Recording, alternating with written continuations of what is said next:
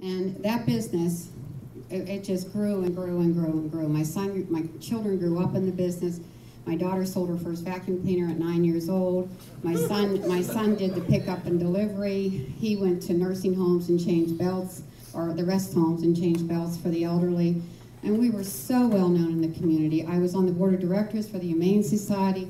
I was a businesswoman. And you walked into a grocery store, I was a sweeper later. They had billboards with me on them. And the sweeper lady. So everybody in the community knew me, and it was just wonderful. I couldn't go to a football game. My daughter was a majorette without everybody saying there's a sweeper lady. Well, I just kept coming more and more and more of a businesswoman, and I was loving it. I loved being a businesswoman. Well, my husband didn't love me being a businesswoman. In 1992, he decided that this wasn't working. And he asked me for a divorce. So he wanted the vacuum cleaner store sold as part of our settlement. And it turns out that when we signed the lease for that building, he signed the lease because I didn't have a job.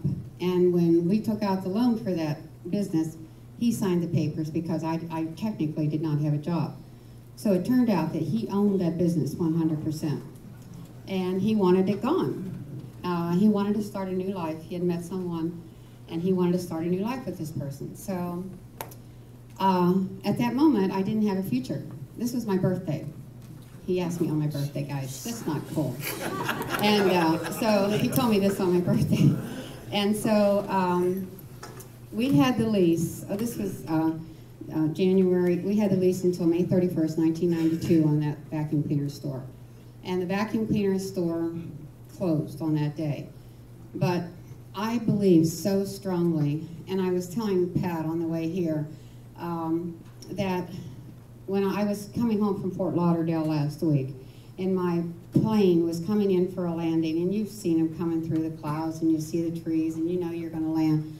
Well, we are through the trees, and then all of a sudden that plane went like this. And we were like, what's going on? Now I fly a lot, and the lady beside me is freaking out.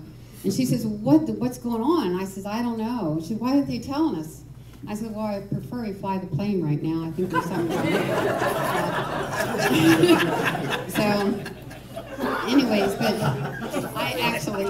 I got this analogy from that I was telling Pat that, you know, so many times in your life you think you've landed it. You think, man, my life is good. You know, I'm a mother, I got 2 beautiful children, I got this little sweeper store, we're just a summer home, boats and everything.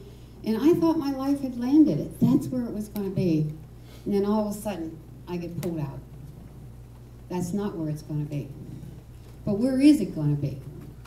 And so this guy walks into my vacuum cleaner store in March of '92. And he was from Cleveland, Ohio, and he owned 5 vac shops. He spent the day with me. We sold vacuum cleaners together, had a great day. Well, of course the vacuum cleaner could have been sold. It didn't. I thought he was going to buy it. And he called me the next day, says, Diana, I want you to move to Cleveland to manage my 5 vacuum cleaner stores.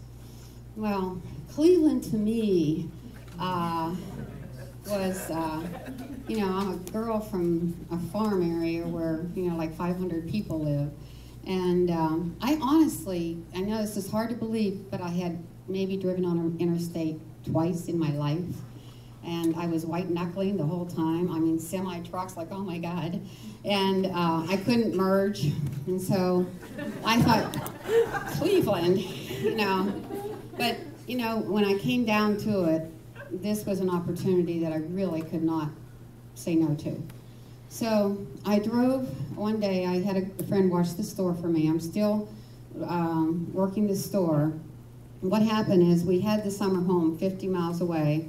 We had the Newcastle home 2/10 of a mile away, but it was his parents' home.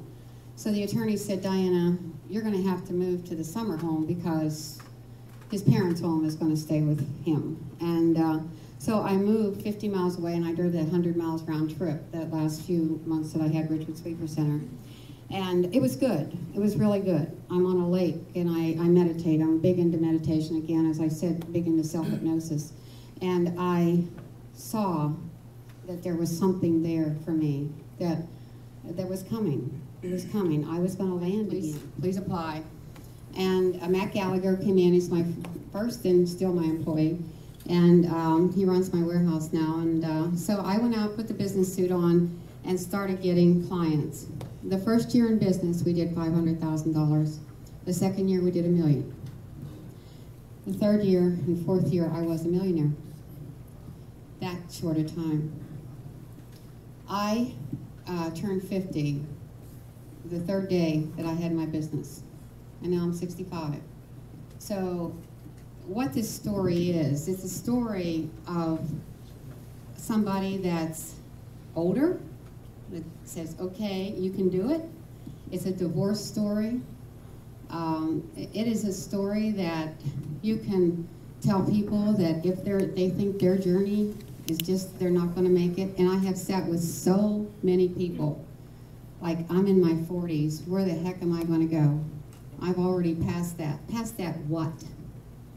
What did you pass? You never pass anything until you're dead.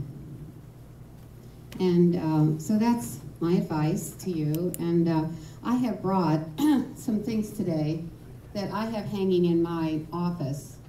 This one is this cartoon. Excuse me.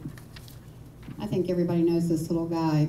Somebody sent this to me when I was starting my business. And he's looking into the mirror and he's saying, no turning back now. I go where no man has trod before. You can do it. Somebody has to. I am the one. That's what I was being told by Kristen that day. You're the one, Diana. You have to do it. Courageous, cultural groundbreaker, now into the abyss. And that's what we are as entrepreneurs. We take chances that no one else will take. And that's why we are brave, we are courageous, and we are groundbreakers. And I am proud to speak for you today, and I am proud to be an entrepreneur.